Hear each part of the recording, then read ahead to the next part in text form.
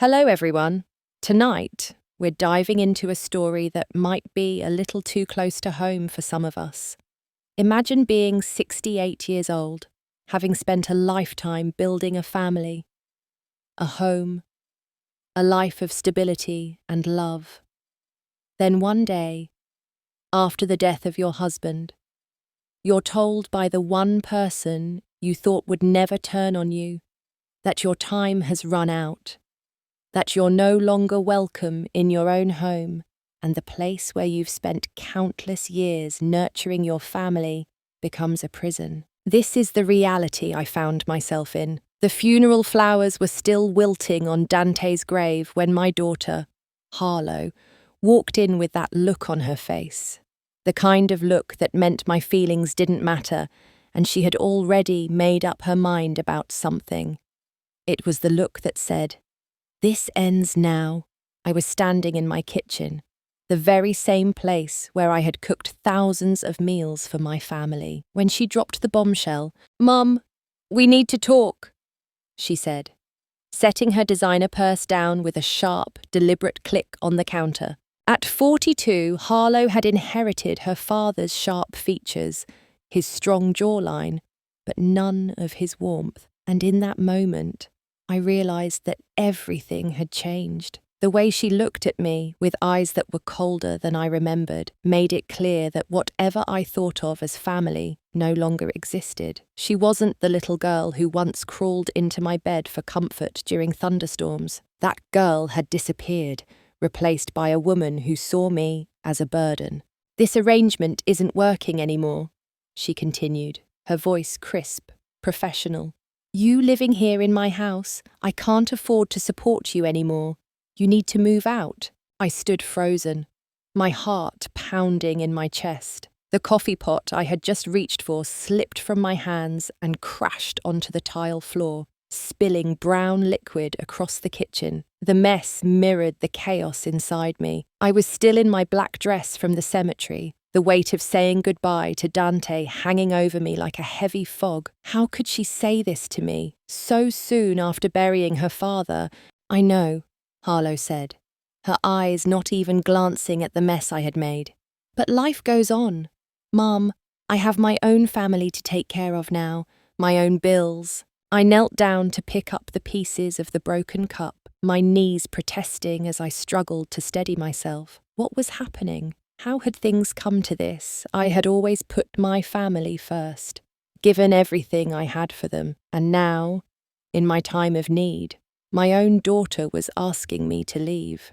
"I have my social security," I said, my voice shaky.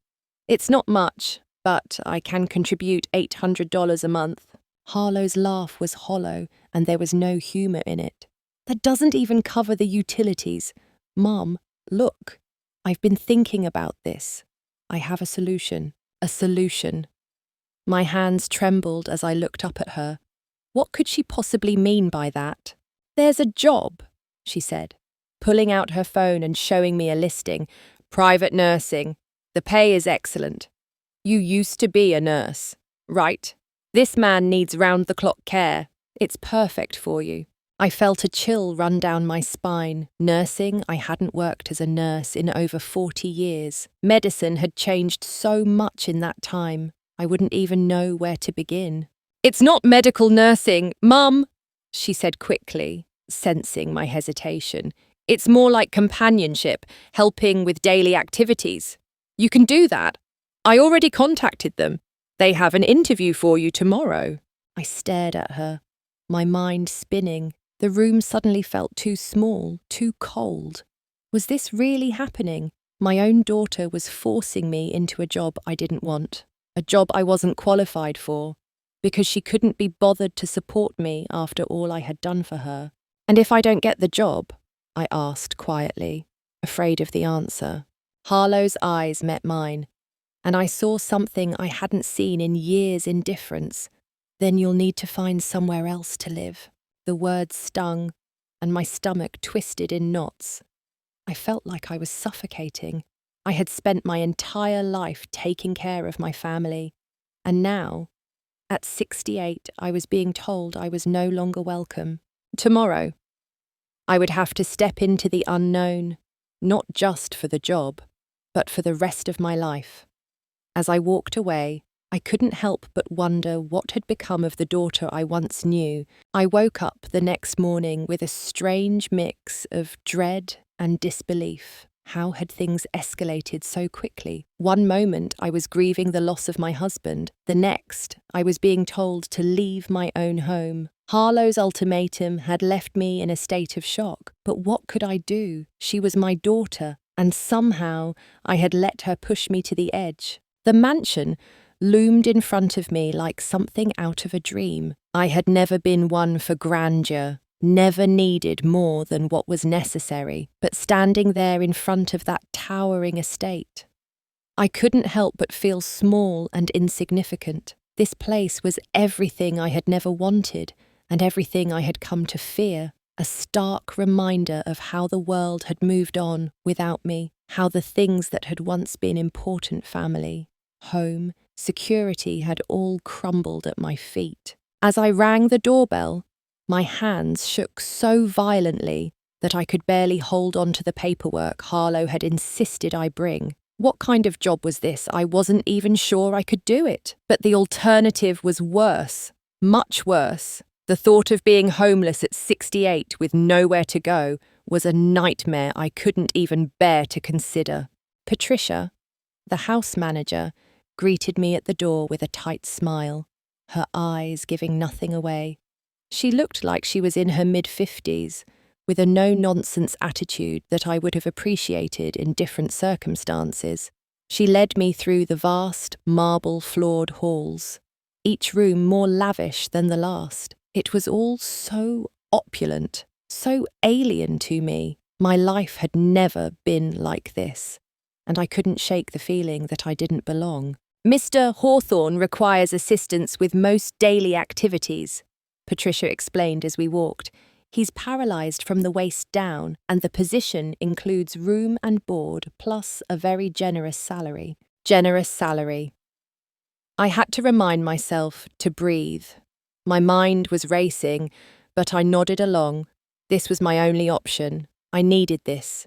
The money, the shelter, it was all tied together, and I had to swallow my pride if I wanted to survive. Patricia stopped outside a set of double doors and turned to me. Before we go in, I should warn you, Mr. Hawthorne can be difficult. He's had 17 caregivers in the past 2 years. 17. I felt a chill run down my spine. The number seemed impossible, and it left me with a sinking feeling in my stomach. What had I gotten myself into? Was I just the next in a long line of people who couldn't handle him? Mr. Hawthorne, Patricia called softly, opening the doors to reveal a massive library with floor-to-ceiling windows overlooking manicured gardens. The space was elegant, a bit too pristine, and it gave off an air of loneliness that was hard to ignore. There, in a wheelchair by the window, sat the man himself. Terrence Hawthorne. The name hit me like a freight train, but I kept my composure.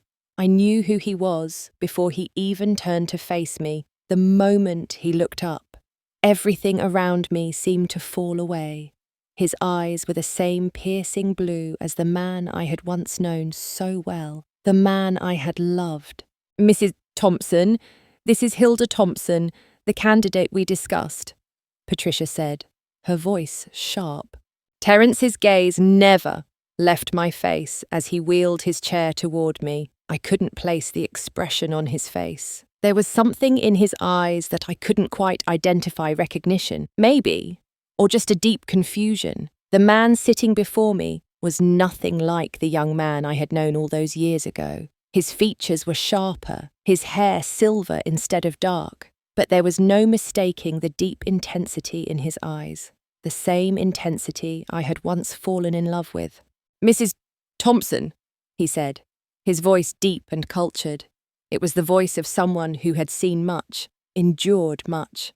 Please sit down. I lowered myself into the chair across from him, trying to steady my hands, which were trembling slightly. I hadn't been prepared for this.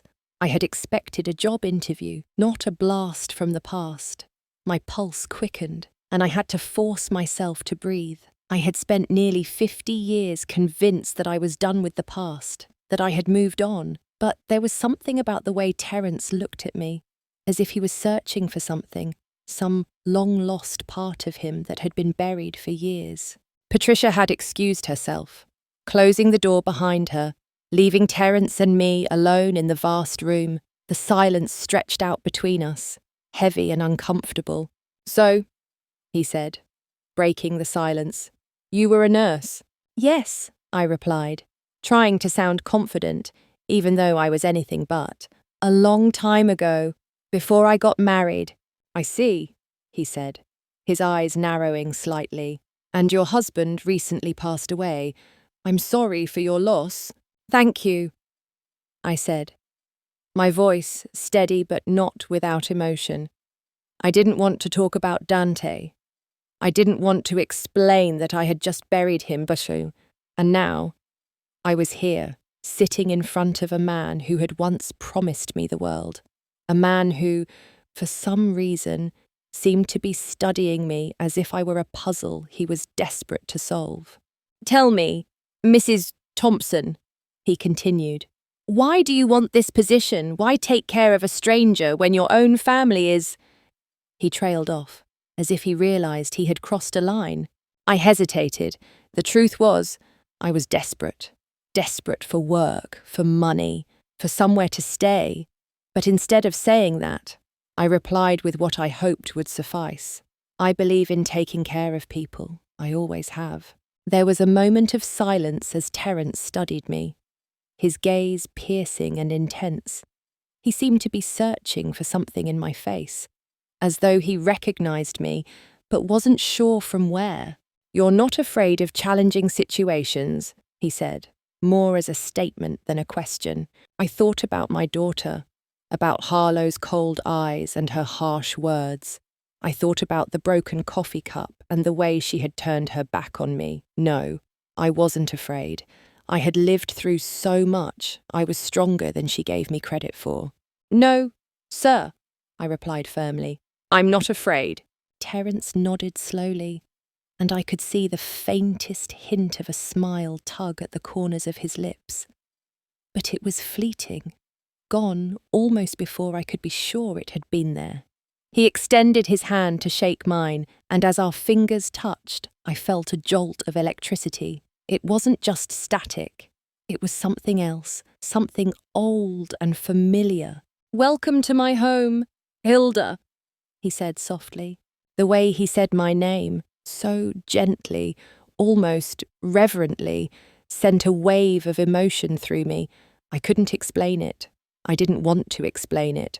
All I knew was that in this moment, I was trapped between my past and my present, unsure of which direction to take. The first week at the Hawthorne mansion felt like a beautiful prison. The grandeur of the house was nothing like the life I had known. It was as though I had stepped into another world, one where wealth and excess flowed like water, while I tried to hold on to the only thing that mattered: my dignity. My room, the one Patricia had assigned to me, was large enough to make me feel like I was living in a hotel suite. It was more space than I had ever needed or wanted. The bed was too soft, the sheets too pristine, and the whole room smelled faintly of lavender and expensive furniture polish. The windows framed a perfect view of the gardens outside, and I couldn't help but feel the weight of it all. In that room, I was no longer the widow who had been thrown out by her daughter. I was the hired help, nothing more, nothing less. But every morning when I woke up, I felt the crushing reality of it all. Terrence was still the same demanding man he had been when I had last seen him, distant, cold, and with a sharp tongue that had driven away his last 17 caregivers. The mornings were the worst. He had his routine, and it was not to be disturbed. His coffee had to be made at exactly 7:15, not a minute before or after. His newspapers had to be arranged in a specific order. His medication had to be given at exactly 8:00 a.m. No exceptions. I didn't know how I was going to handle it. The rules were rigid, The expectations were high, and I felt like I was walking on eggshells at all times. But as much as Terrence was demanding, he wasn't unkind. There was something about him that made it hard to completely dislike him. I could see glimpses of the man he had once been, the warmth that used to fill his eyes, the tenderness in his touch. But those glimpses were fleeting, replaced quickly by the cold, controlled exterior he had built around himself. One afternoon, after I had helped him with his lunch, he looked up at me with that same intense gaze, the one that made my heart beat a little faster. "Hilda," he said slowly, "you've been here for a week now. How are you finding things?" I swallowed hard, unsure of what to say. My first instinct was to lie to say that everything was fine and that I had adjusted, but the truth was, I hadn't.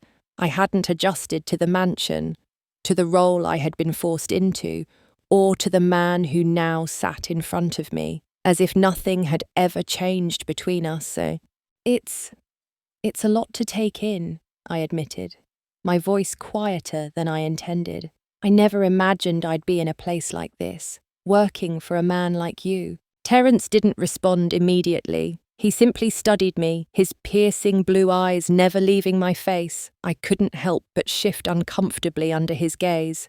"You're not the first," he said finally, his voice surprisingly gentle. "Most people think of this as a job for young women, or people looking to escape something.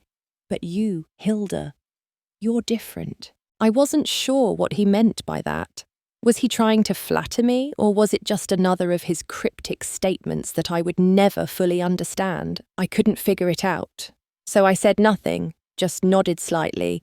He watched me for a moment longer, his lips pressed tightly together as if he were battling some inner conflict. "You've had a long life, Hilda," he said after a beat. "I can see it in your eyes. There's a depth to you, a history. I'm not sure I'll ever know all of it. But you seem like the kind of person who doesn't back down from a challenge, so we'll see how this works out." The comment caught me off guard. What did he mean by that? Why was he looking at me like that?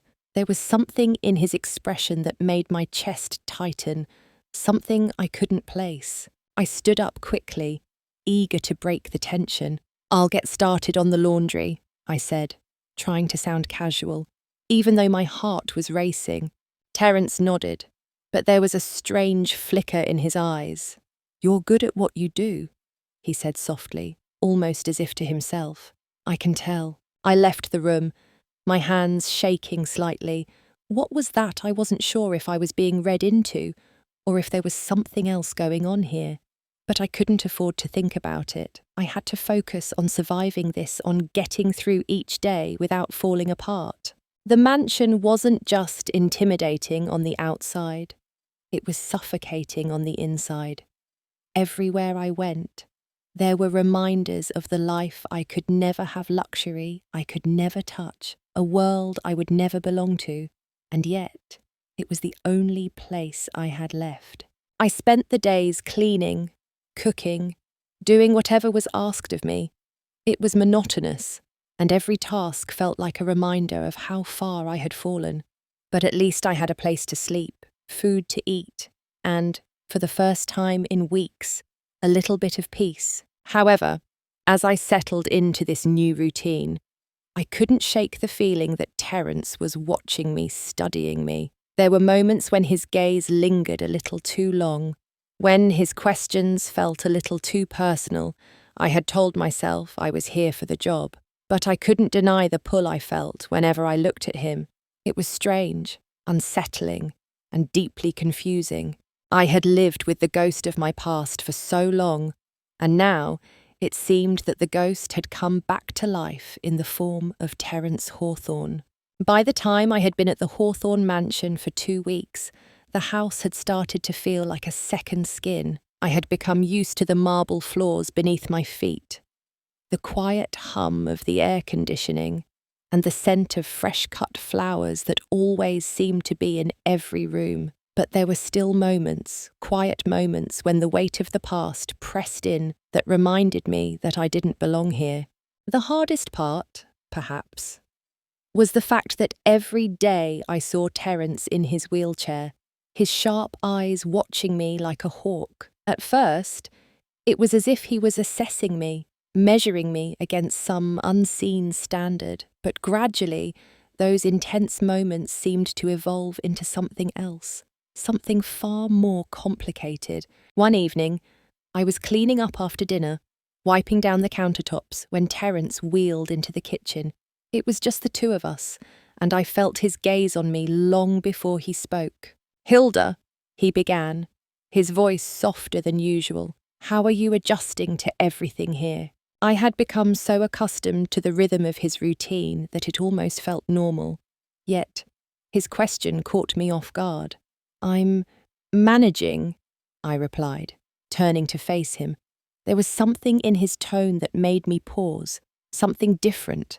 "I'm not used to living like this, but I don't have a choice." Terrence's expression remained unreadable as he studied me. "You're more resilient than most people would give you credit for." I felt the weight of his words settle over me. It wasn't praise, not exactly. It was more like he was trying to figure me out, trying to understand what made me tick. But what did he see when he looked at me? A lonely, desperate widow, or something else? The truth was, I didn't know myself anymore. How could I? I had spent so many years hiding behind the facade of being Dante's wife, of being Harlo's mother, that I wasn't sure who I was without those roles. "People don't expect someone my age to be able to start over," I said softly, wiping the last bit of the counter. "But sometimes you don't have a choice." Terrence's eyes softened, just a little, and I felt the smallest flicker of something familiar, something that had been lost a long time ago. "Starting over isn't easy," he agreed, "but it's better than staying stuck in the past." The silence stretched out between us, but for the first time in days, it wasn't uncomfortable. There was something in his words, in the way he said them, that made me realize that I wasn't the only one struggling with the past. Terrence, for all his wealth and success, had his own burdens, his own regrets, and in that moment, it felt like maybe we weren't so different after all. The following day, I was taking care of some paperwork in the study when I heard Terrence's voice from the hallway.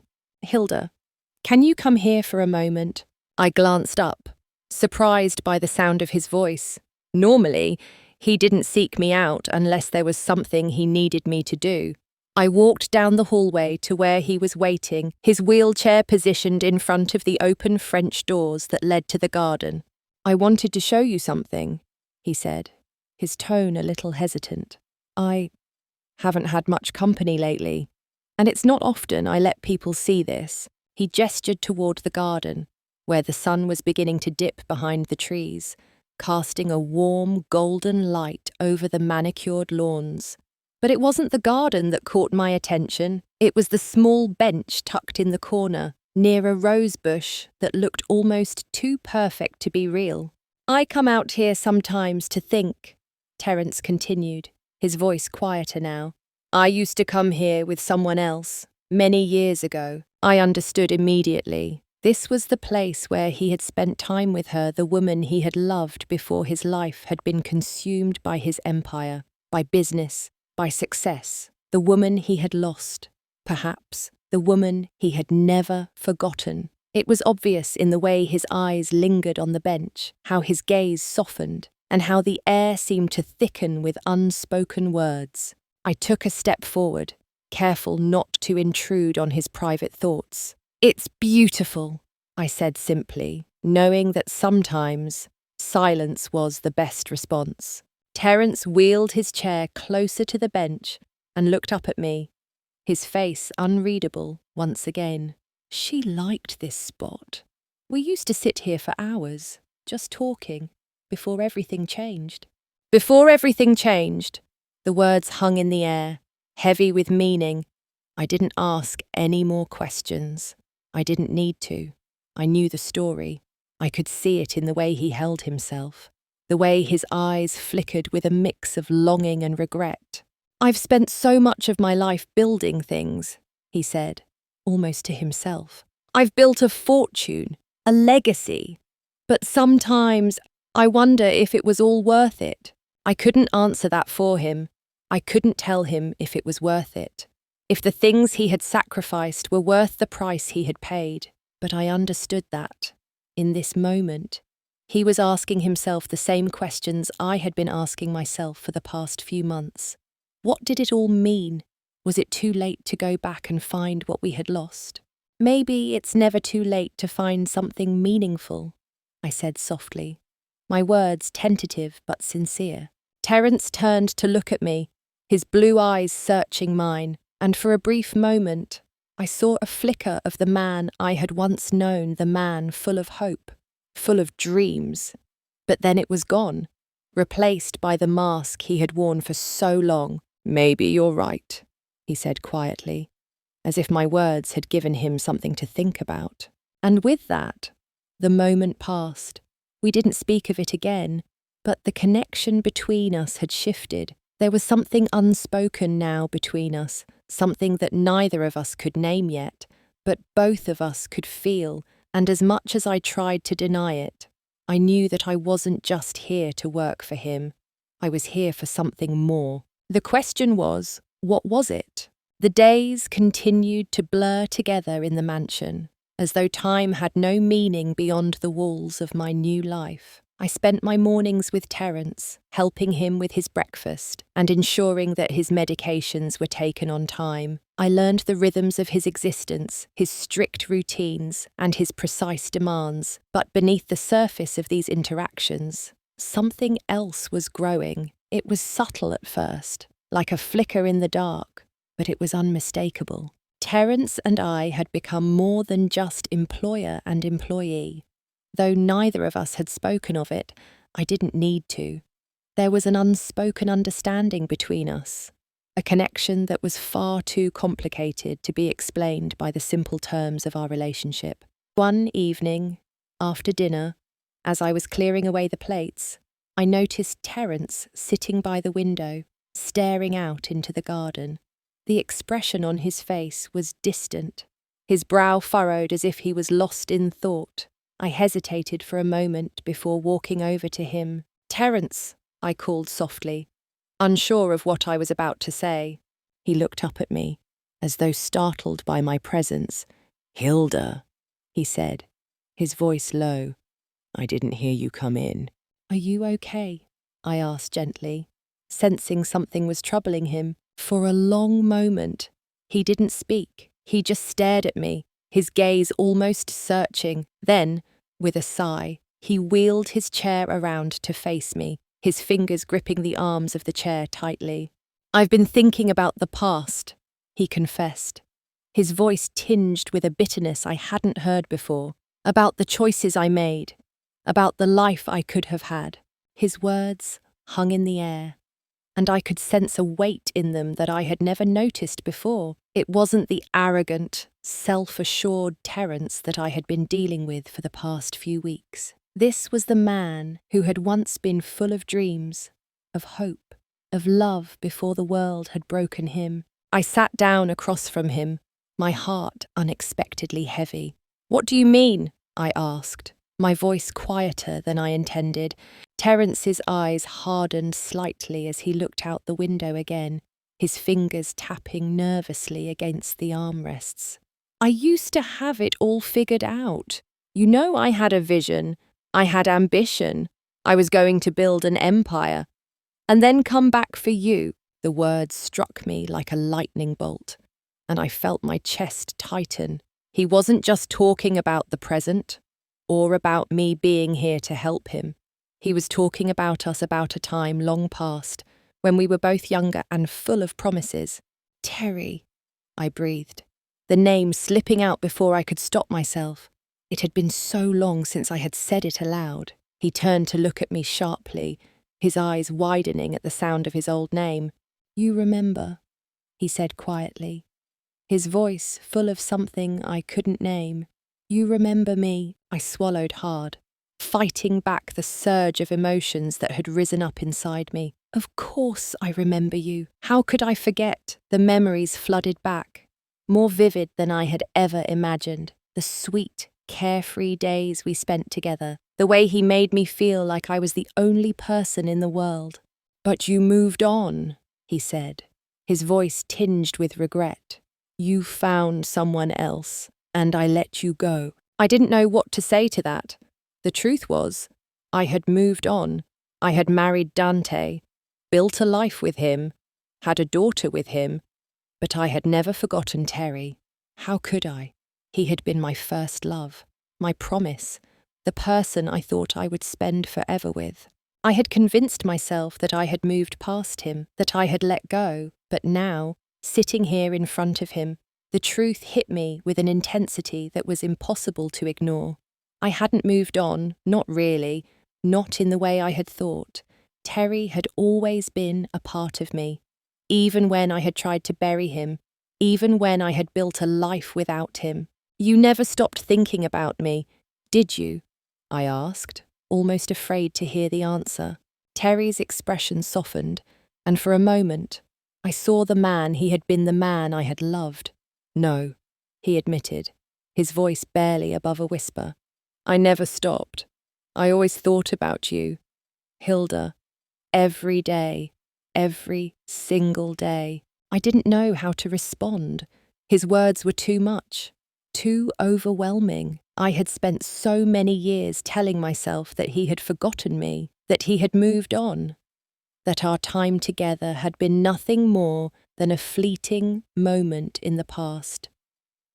But now, sitting across from him, I realized that maybe it had been more. Maybe he hadn't forgotten. And maybe, just maybe, neither had I. You should have come back, I said softly, the pain of the past finally breaking through. I waited for you. I waited. But you never came. I know, he replied quietly. I was a fool.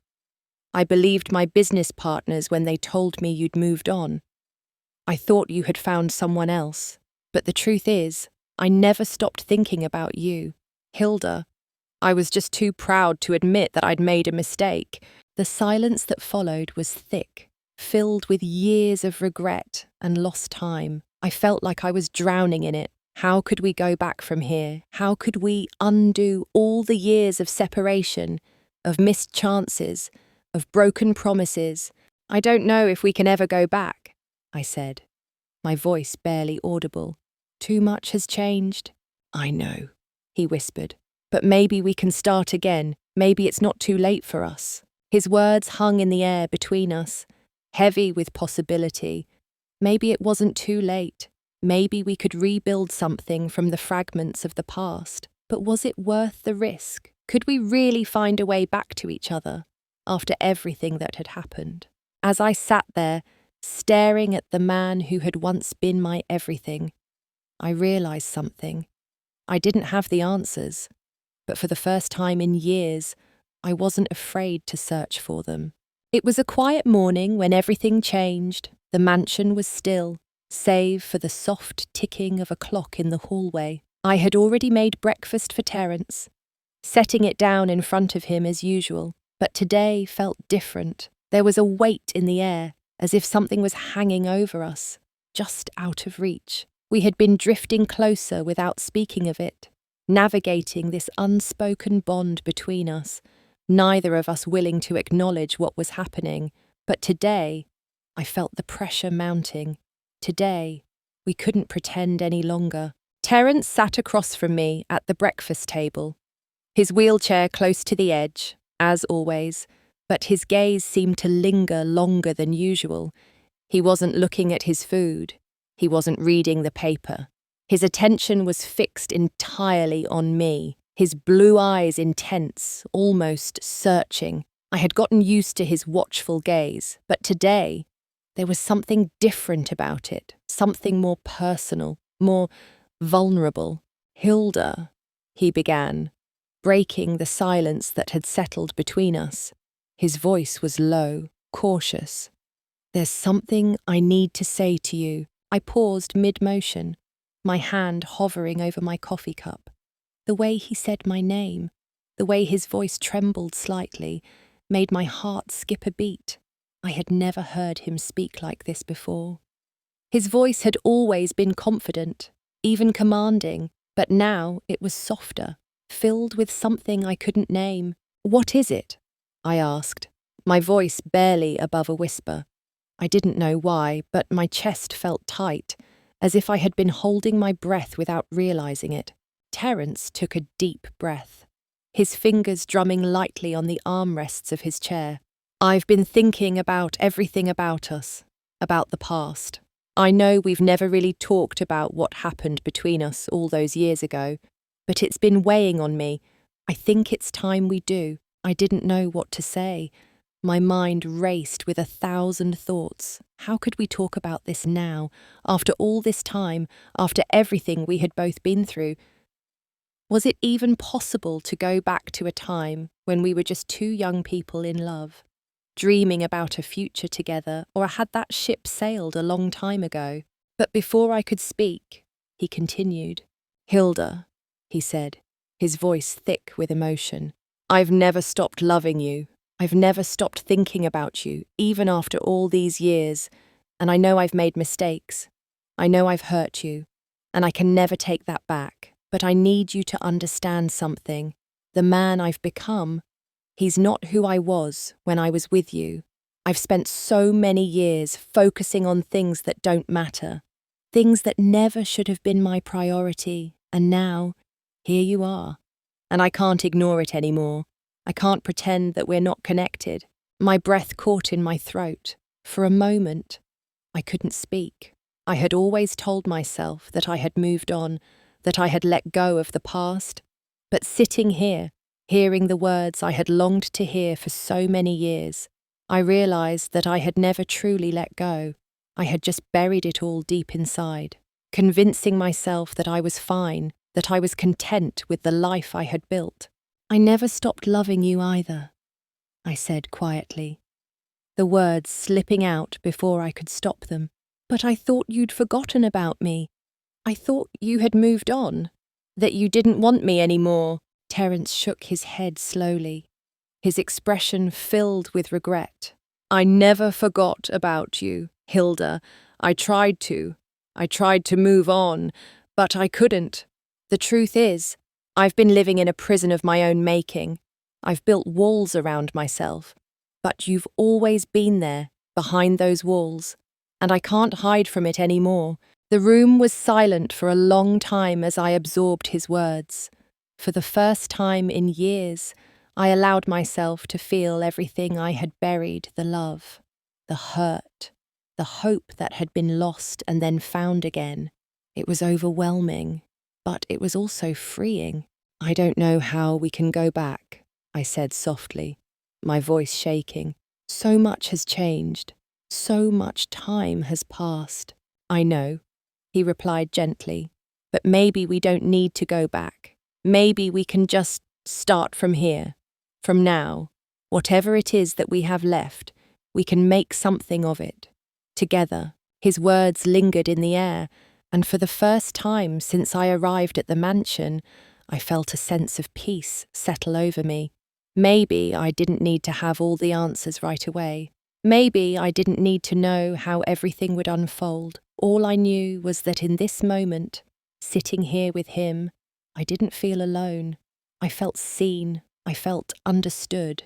"I'm not the same person I was," I said quietly, "but I'm willing to try. I'm willing to see where this goes." Terrence reached out and took my hand, his grip firm and warm. It was the kind of gesture that said more than words ever could. It was the beginning of something new that we were both hesitant to acknowledge but couldn't deny. "We'll take it one step at a time," he said, his voice calm but full of conviction. I nodded, my heart racing in my chest. The past was a part of me, but it didn't have to define me anymore, and neither did the man sitting in front of me. What we had now, whatever it was, would be different, but it would be real.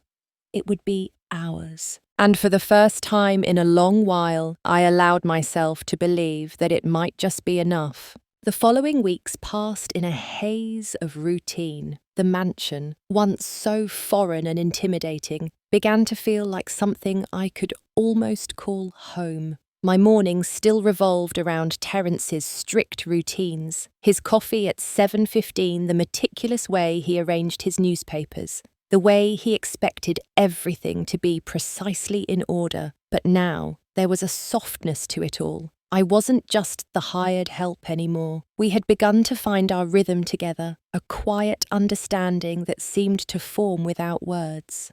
But there were moments, small, fleeting moments that made me wonder if this could ever really work. One of those moments came on a Tuesday afternoon. I had finished my duties for the day and was in the kitchen, sorting through some mail, when I heard the soft hum of Terrence's wheelchair approaching. I turned to find him at the doorway, looking hesitant, almost uncertain. "Hilda," he said, his voice quieter than usual. "Can we talk?" I put down the letter I was holding and nodded, trying to read his expression. He wasn't one to ask for anything unless it was necessary, so I knew this wasn't a casual conversation.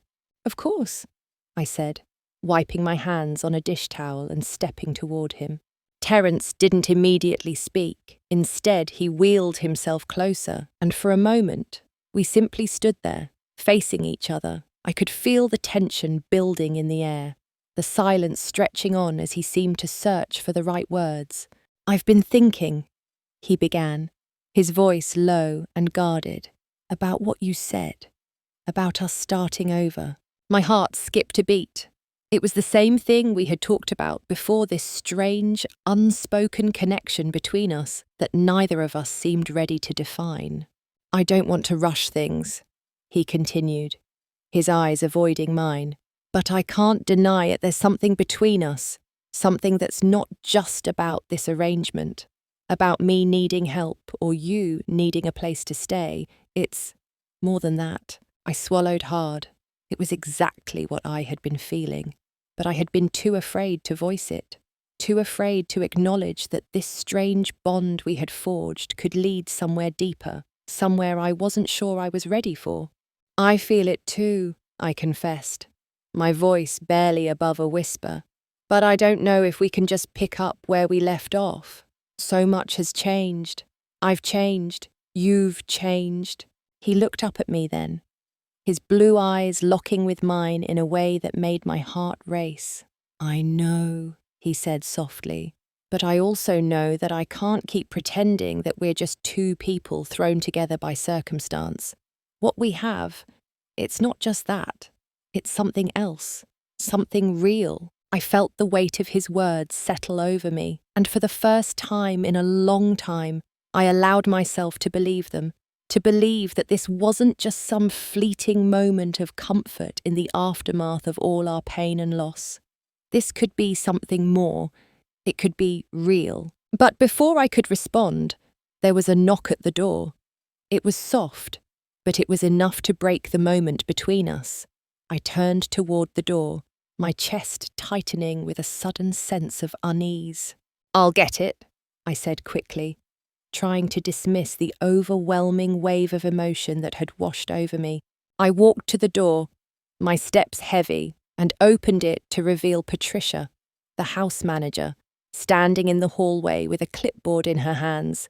She smiled politely, but there was something off in the way she looked at me, an odd flicker of suspicion, or maybe concern. "Mrs. Hawthorne," she said. Her voice clipped. "I'm sorry to interrupt, but I thought you should know that there's a visitor downstairs. A woman. She's asking to speak with you." A woman. I felt my stomach tighten at the mention of a visitor. Who could it be? And why did my mind immediately go to Harlo? Had she come here to confront me about my relationship with Terrence? Had she found out about us? "Who is she?" I asked, my voice betraying my nerves. Patricia hesitated for a moment, glancing at the clipboard before responding.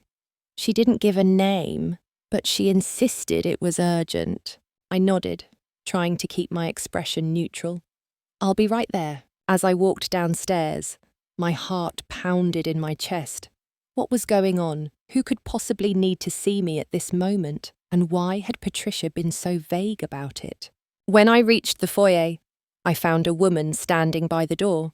She was tall, with dark hair pulled back into a neat bun, and sharp, calculating eyes that immediately reminded me of someone I had tried my best to forget. Mum.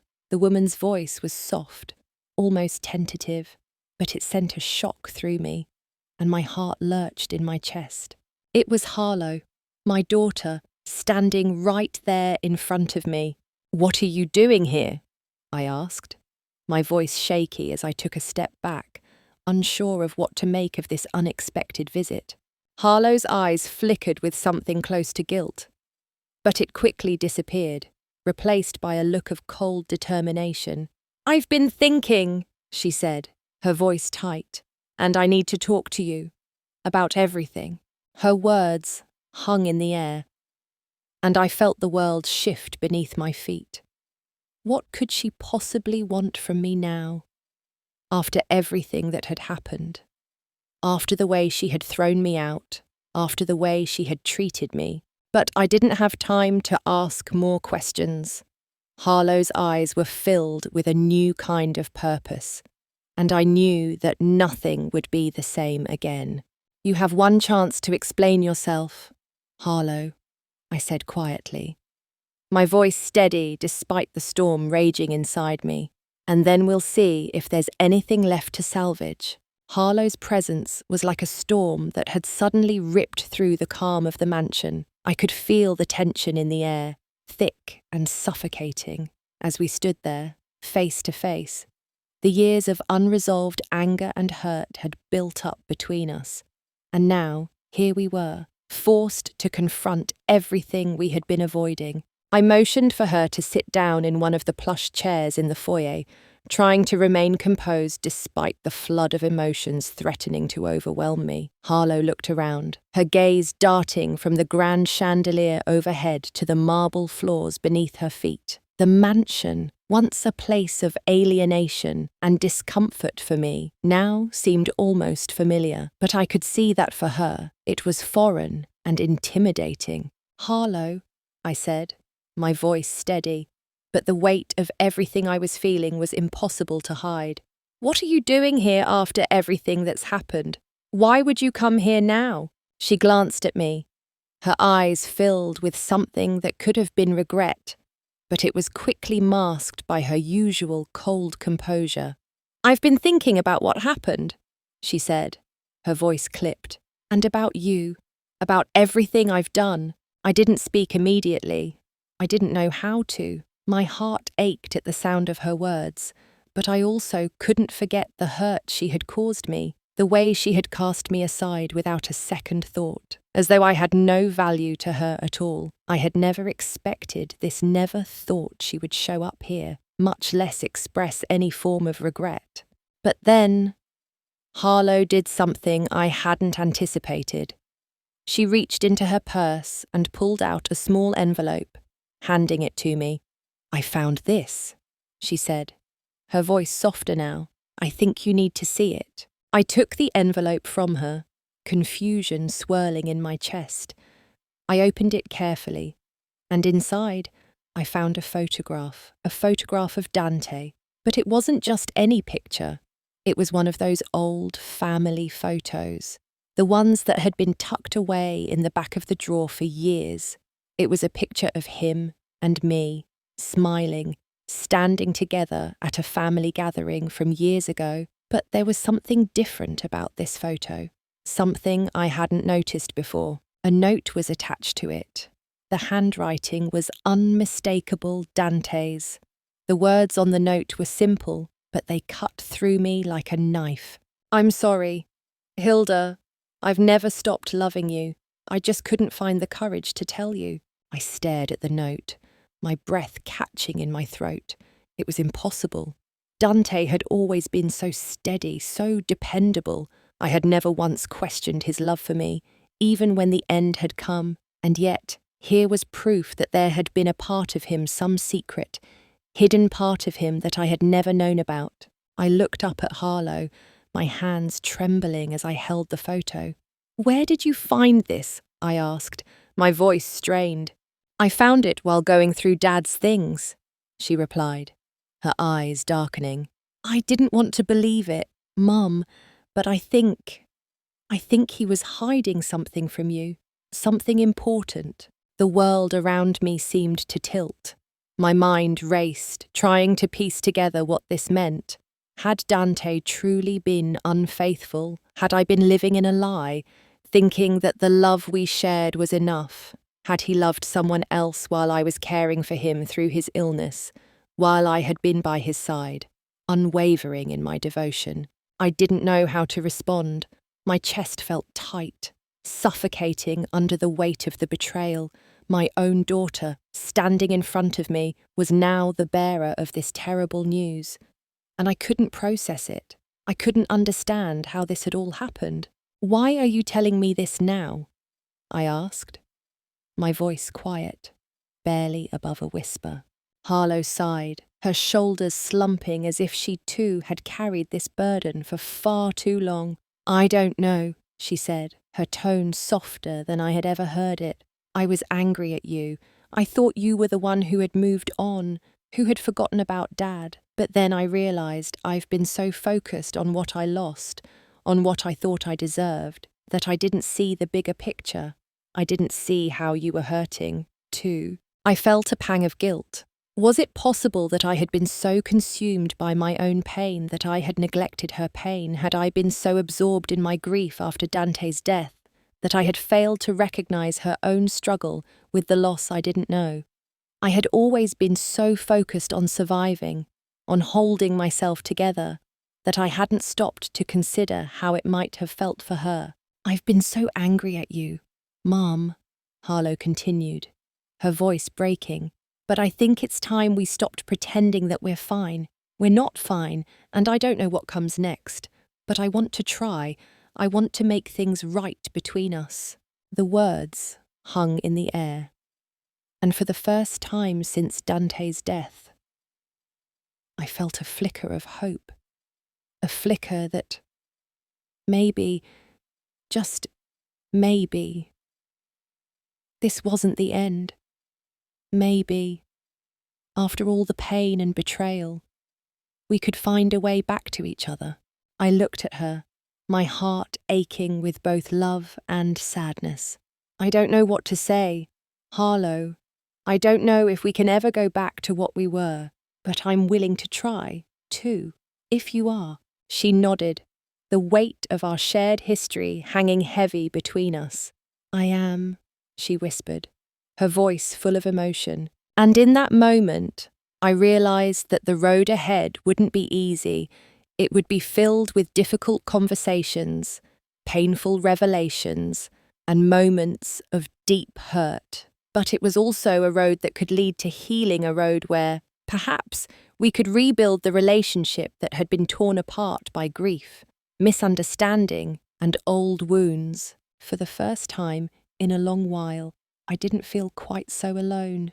The next few days were a blur of emotion, discussions about the past, painful truths coming to light, and a slow, tentative rebuilding of trust. Harlo and I spent more time together, and for the first time since her father's funeral, I saw glimpses of the daughter I had once known. She wasn't perfect, none of us were, but we were trying. We were trying to heal, to forgive, to move forward. But the lingering question remained, what would Terrence think of all this? I had already seen the look in his eyes when Harlo had walked in. He wasn't just concerned for me, he was concerned for her, too. He had watched the dynamics between us shift, and I knew he was worried, but I also knew that no matter what happened, no matter how hard this process was, we couldn't stop now. We had all suffered enough. It was time to move forward, even if we didn't know what the future held. The days that followed felt like an uneasy truce. A period of fragile calm before the storm. Harlo and I had started to speak again, not just about the past, but about the future, what we both wanted, what we could rebuild together. I could see the change in her. a softer edge to her anger, a new openness that I hadn't expected. But even though we were making progress, I couldn't shake the feeling that things were far from resolved. There was still a distance between us, an unspoken fear that things could unravel again at any moment. It was one evening, just after dinner, that I felt the weight of everything crashing down on me. I had been sitting in the conservatory, gazing out at the manicured gardens as the last rays of the sun filtered through the glass. The tranquility of the moment was shattered when I heard Terrence's voice calling to me from across the room. "Hilda, can you come here for a moment?" I turned toward him, my heart skipping a beat. He had been quiet all evening, distant in a way that I couldn't quite understand. His usual sharp gaze was replaced by something softer, something more reflective. I stood up and made my way over to where he sat by the window, his wheelchair positioned at the edge, as if he were waiting for me. "What's on your mind?" I asked, my voice soft, unsure of what to expect. Terrence hesitated for a moment, his fingers tapping lightly on the armrests of his chair.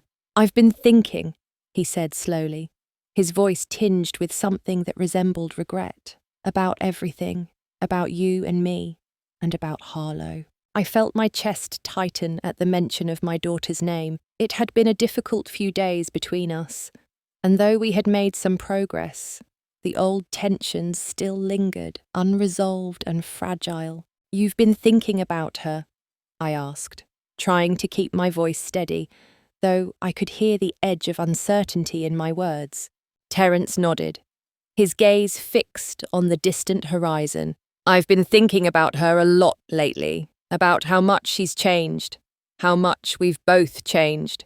I sat down across from him, watching him carefully. He was always so composed, so in control, but now there was a vulnerability in his expression that I hadn't seen before. "I think she's hurting," he continued, his voice quieter now. "I think we both are. But the question is, can we ever get past it? Can we heal these old wounds?"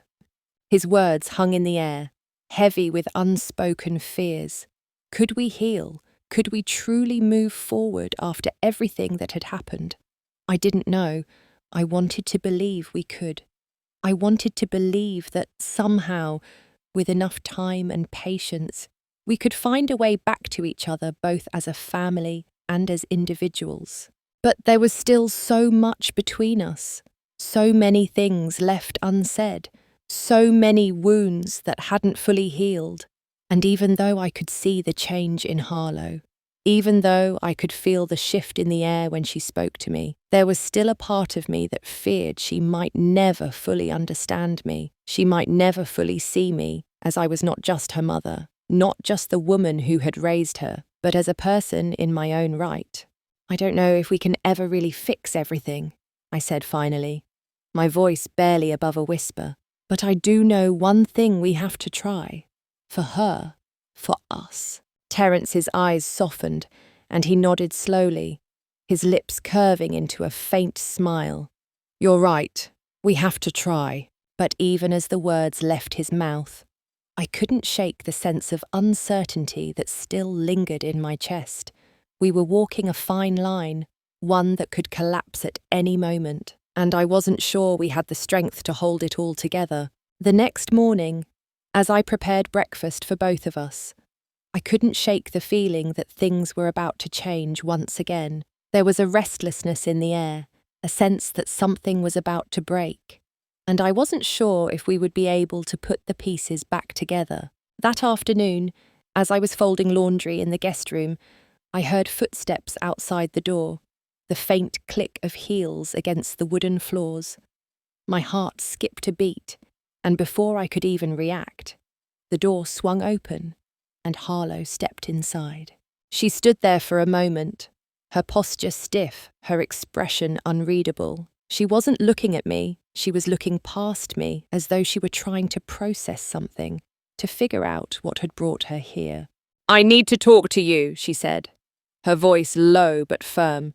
I stood up slowly, folding the last of the shirts. "About what?" Harlo's eyes met mine for the first time in what felt like ages. "I've been thinking a lot," she began, her voice tight, "about everything. About you. About what I did to you, and about how things ended up." I felt a lump form in my throat, a mixture of hope and fear twisting in my chest. "Harlo, I'm sorry, Mum." She cut me off, her voice breaking. "I'm sorry for what I did, for how I treated you. I was angry, and I took it out on you.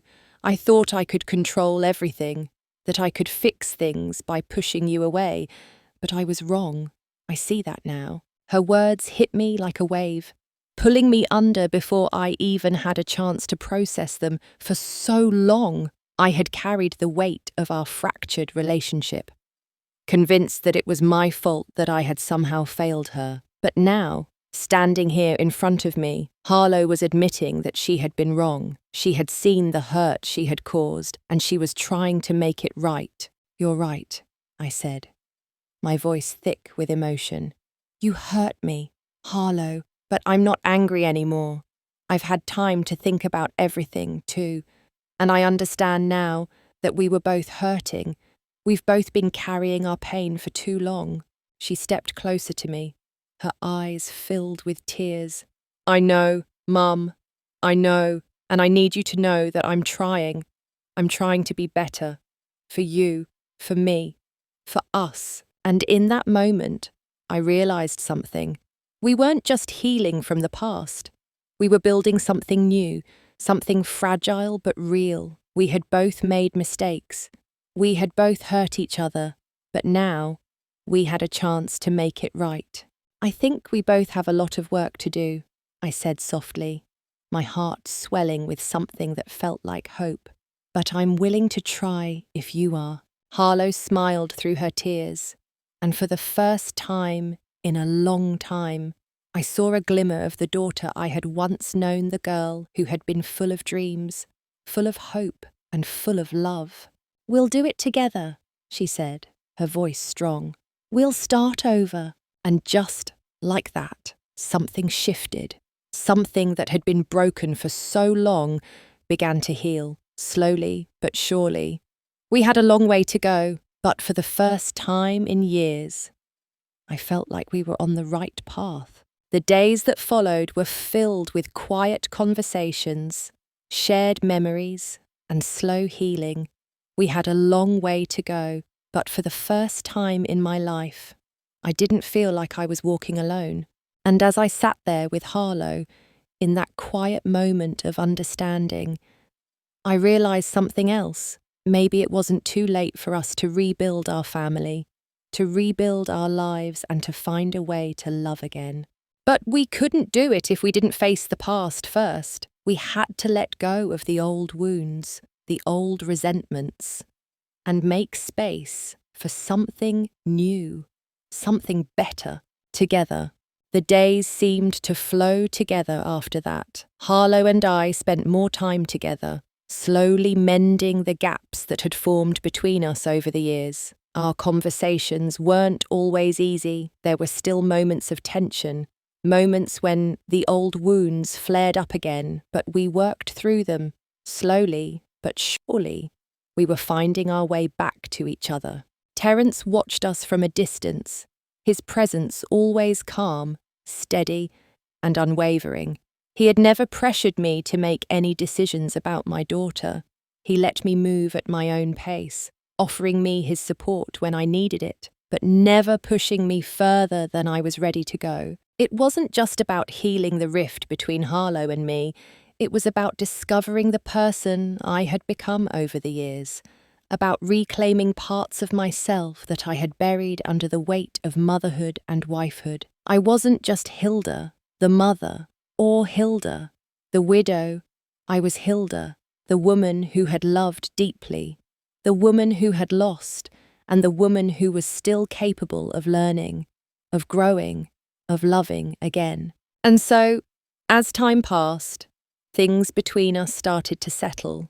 The house felt less like a mansion I was merely occupying and more like a place where I could see myself living. It was a place where I was free to find my own happiness again, a place where the past didn't define me, where the pain of losing Dante could be put in its rightful place, not forgotten, but understood. One night, after dinner, Terrence and I sat together in the conservatory, the soft glow of the fireplace illuminating the space.